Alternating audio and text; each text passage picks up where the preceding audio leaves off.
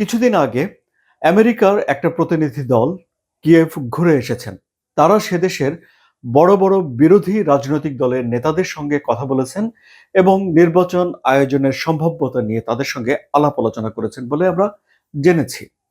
এবং জেলেনস্কিকে তার পদ থেকে সরিয়ে দেওয়ার জন্য যুক্তরাষ্ট্রের যারা নীতি নির্ধারক রয়েছেন তাদের কেউ কেউ কথাও বলেছেন, সে বিষয়টিও আমরা জানি।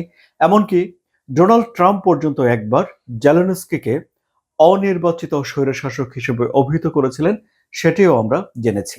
এছাড়াও ডোনাল্ড ট্রাম্প মনে করেন যে জেলেনস্কির জনপ্রিয়তা সে দেশে অনেক কম। অঙ্কের হিসেবে সেটি 4% বলে মনে করেন ডোনাল্ড ট্রাম্প।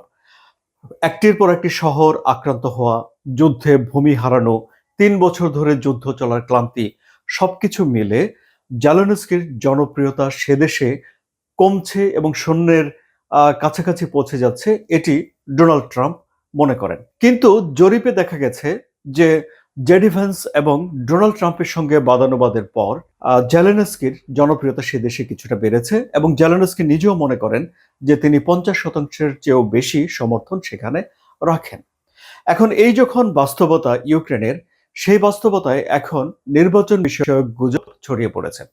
এমনকি নির্বাচন যদি অনুষ্ঠিত হয় তাহলে জেলেনস্কির যিনি সম্ভাব্য নিকটতম প্রতিদ্বন্দ্বী হবেন, সাবেক সেনাপ্রধান, তিনি পত্রিকায় সাক্ষাৎকার দিয়ে বলেছেন যে তিনি বিশ্বাস করেন সবার আগে দেশের স্বার্থ রক্ষা করা দরকার, যুদ্ধের সময়ে দেশকে টিকিয়ে রাখা দরকার।